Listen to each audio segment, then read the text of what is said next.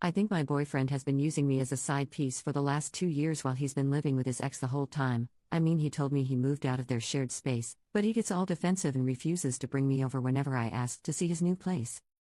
Tim, 29M, and I, 21F, have been together for 2 years.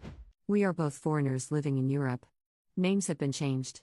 Tim is a very private person in general, and so maybe some of the strangeness stems from that. In order to explain everything, I think I have to start at the very beginning. Tim and I met at an event for native English speakers after each of us having lived here for a year. We hit it off immediately. Later that week we went to a pub crawl with other people from the event and hooked up. Only a few days later we decided to meet up again, but when trying to decide if it'd be at my place or his, he told me it has to be mine and he'll explain why later. For the record, I do not live in an ideal situation to be having people, much less men, over, and he was completely aware of the situation. He came over and told me that he is currently still living with his ex-girlfriend of about 3 months. He had his own room and everything, but because he had prepaid for 6 months of rent to lend her some money, he was staying there. Okay, so yeah, I know this is weird. But who am I to judge? He says they are definitely broken up and I'm just sleeping with the guy right now, so whatever. A few weeks go by, and we decide to start dating exclusively and officially. He says he's just living with his ex, who we'll name Stephanie, temporarily for another 3 months, and then he'll find another place. Alright, so it's a weird situation, but I trust him, and he'll leave in 3 months. He complains about having to live with her and says it's uncomfortable. He also told me why they broke up, which was because he caught her cheating on him with her ex at a party. So I'm not worried about them getting back together. I'm not 100% comfortable with the situation, but it's manageable. A few months pass and Tim doesn't move out. He says he's now got his own little apartment in the same house, but that it's so much better for him to stay there because he doesn't have to buy any furniture and the rent is cheap. Remember, we're foreigners, so buying a ton of furniture that you're just going to have to sell when you leave is annoying. He eventually starts saying that he's going to bring me over there to show me that they're living separately and whatnot. Long story short, that never happened. Every time I asked him to ask her about it, he'd say that she'd get upset and blah blah blah. Apparently she was aware that he had a girlfriend, but didn't like it and wanted to get back together. After a year, he finally moved out. Not into his own place, but into the spare room at his buddy's house. I had been to this buddy's place before, only once, though, and that has been the one and only time I've ever met one of his non-mutual friends, which is suspicious and strange on its own. I didn't help with the move, not for lack of trying, so no, I never saw him move his stuff there. Again, this was a temporary solution until he found a place of his own. Through various circumstances, company being bought out which lead to job insecurity, him being extremely picky about finding an apartment, he has still yet to move into a place of his own. It's been about 10 months since he moved into his buddy's place, and I've yet to be there, even though I've asked many times. He always says yes, but then later says that he doesn't want to intrude or be a nuisance, etc. So essentially, I've never seen where he lives. Those things, along with me never having met his friends or Skyped with his family, are the underlying basis for my suspicion, but here's where the real stuff comes. Last night, when I couldn't sleep, I went Facebook stalking. I searched for tagged photos of Tim because I know he's weird about his Facebook and doesn't let tagged pictures and posts show up on his wall. While going through the pictures, I found 3 pictures of him while he was visiting home over the summer. In each of the 3 pictures, there is a girl, who is untagged, and sitting next to Tim. In 2 of the 3 pictures his arm is around her, but the pictures are more posed and everyone's arms are around each other. 2 of the pictures are with friends, so I figured she's a friend from home, no big deal. In 1 picture though, they are with his sister and her husband and daughter. So a much more intimate picture. I do not know what Stephanie looks like, and she doesn't have Facebook. I can't find a picture of her through Googling. But I think this girl might be her. I don't know exactly why I think that, but I do. I did some more Google research and found Stephanie's grandmother's obituary. She died in January? So after Tim would have moved out of the house and definitely after they should have been broken up. And yet, on the obituary his name is listed next to Stephanie's as members of the family. I do know that he was close to the grandmother and that she left him stuff in her will, but still I'm suspicious. If what I suspect is true, that means that he was able to hide this from me and her for 2 years, which is honestly just impressive. Right now, though, I'm stuck. I don't want to bring up my relatively weak evidence with him until I can be sure, because he'll just have an excuse and I'll just accept it because I want to trust him and be with him. I don't know how to get any more proof that the girl in the pictures is Stephanie or how to know for sure one way or the other. So that's where I'd like advice. I'm not going to break up with him without knowing 100% because I honestly do love him, but I don't know how I can know 100%. Any advice or help is appreciated. Although please be constructive. Update 1, 6 weeks later. So, it's been a while. The story was developing and I didn't want to update without knowing anything for sure.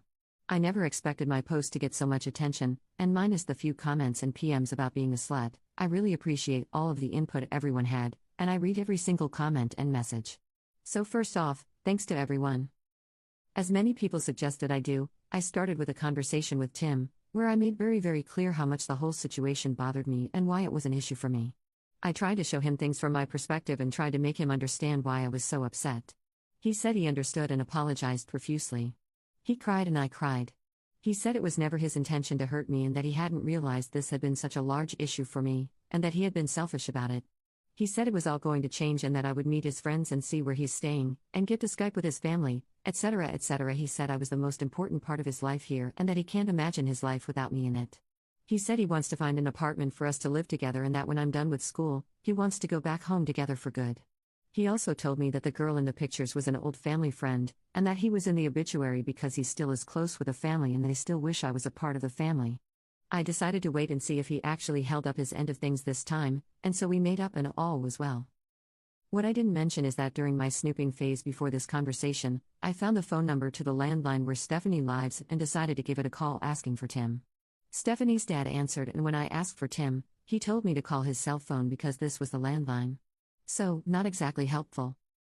Before you guys freak out about the dad thing, the house is like a duplex where the parents have their own half and Stephanie has her own half. This is not uncommon in small villages here. A couple days after Tim and I talked, he texted me asking if I had called Stephanie's house asking for him. I decided not to lie and admitted it.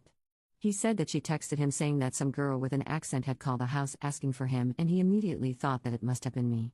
I explained that I did it because I felt desperate for answers and just wanted to know what was going on. I also told him that it was inconclusive. He got very upset and said I had betrayed his trust and that I was acting like an insane person. He isn't exactly wrong about that part, but I explained that I felt forced to take such actions because I felt like I was never going to get any answers any other way. I apologized for the invasion of privacy and for bothering Stephanie and her family. After a few days, he calmed down and forgave me, saying, however, that this may push back me meeting his friends because he told them what happened and they were pissed that I would treat him that way.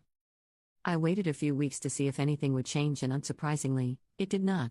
So, this past weekend, he got very drunk one night and I was able to open his phone with his fingerprint while he was sleeping. I found texts from Stephanie from the day before talking about what they should make for dinner that night. He told me he was out of town for work that night. I found lots of hearts and I love yous and even him using the same pet names for her as he does for me. He told her he was going out of town this weekend for work and how much he'd miss her. I looked through the past few weeks of messages between them and saw that he had sent her quite a few of the same pictures that he had sent me. He had invited her to have a glass of wine with his buddy and her girlfriend. He picked her up from work multiple times, and there were lots of conversations about who was making dinner that night and what they should eat. I went back and looked for dates where I knew he had slept over with me and he had always told her he was crashing at a friend's place or out of town for work or something along those lines. I also found a group text message titled Family that included Tim, his sister, his mom, and Stephanie. I looked at pictures of Stephanie that she had sent him and was able to very obviously see that it was her in the pictures that I found on Facebook. So you guys were right. For the last 2 years, he's been living with her and seeing me on the side. All the while telling me how much he loves and admires me and how we're going to have a future together. I have been duped and taken advantage of. And I feel like a complete idiot because of it.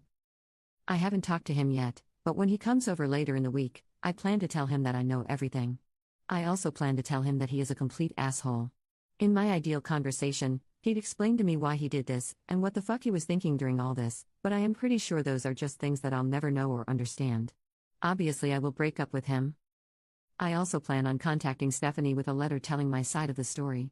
I will give her dates that I know he spent the night with me, so that she can cross-check them with dates that he did not come home.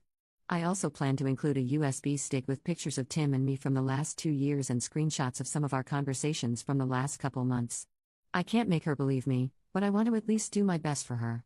I feel like I owe it to her as a fellow human being to let her know what kind of man she's been with for the last 4 years. I'm open to absolutely any advice on my plan and on how to move forward from this. I won't lie, I feel so lost and so helpless right now. By breaking up with Tim, I'm losing a huge part of my life in this country, and I'm definitely going to be feeling this hole for a while. So any help is appreciated. Thank you guys so much for listening and sorry this is long AF. I got carried away. Update 2. Again, I'd like to start off this post with a thank you to everyone who responded with constructive and helpful advice. I read every comment, reply, and PM. So, I took your advice and did not try to have a conversation with Tim. I realized that since he was so successfully able to manipulate me for 2 years, having one last conversation with him was bound to end up with me doubting my findings and perhaps my sanity. I wrote Stephanie a 3-page letter, detailing the relationship that Tim and I have had over the past 2 years, making clear that it was serious and not just a fling. I mentioned dates and events that most people would not have known about, and I included the intricate lies and backstory that he had told me. I included a list of dates from the last 2 months that he spent the night with me and encouraged her to cross-check them with nights that he wasn't at home. I printed out a few photos of us as a quick visible proof, and I included the rest of the photos on a USB stick in the letter. The stick also contained screenshots of any particularly incriminating conversations that we've had over the last few months. I scanned postcards that he had sent me from various vacations and included those as well. For safe measure, I also included a copy of the letter, in case the hard copy went somehow mysteriously missing. I gave her my email address and phone number and asked her to contact me if she wanted to. On Wednesday night, I had someone drive me to where she lives. If Tim was there, I would just have confirmations that he actually lives there and we'd leave. If he wasn't there, I'd ring the doorbell and hand her the letter personally. We drove the 45 kilometers and Tim was sitting there in the living room on his laptop. It was obvious he lived there. She was nowhere to be seen. His and her names were on the mailbox. I called to see if he'd pick up and he ignored the call. We headed back home. On Thursday morning, I mailed the letter. I ensured that it was registered post. In order to receive the letter, she'd have to show her ID and sign for it. On Friday, the letter arrived. She was not home, so she received a notification to go pick the letter up at the post office. On Saturday morning, she picked it up and I got an email of the receipt with her signature on it. Throughout all of this, I conversed normally with Tim and made excuses as to why he couldn't come over during the week, so as to not tip him off to anything. He stopped talking to me about 20 minutes after she picked up the letter Saturday morning, and I have not heard from him since. He has, however, defriended me and my family on Facebook. I have not heard from Stephanie either. So, now it's really over. I hope with my whole heart that he was not able to lie and manipulate his way out of the situation with her, but I will probably never know. I do not expect to hear from him again. I feel very lonely, taken advantage of, and beaten down. I'm going to do my best to try to come out of this situation without trust issues and without being cynical and jaded. I'm seeking therapy to make sure I don't slip into depression. For now, I need to find ways to distract myself and fill up any free time. Thanks again for all your help, r/relationships. This really sucks, but I'll get through it and hopefully be a stronger person for it.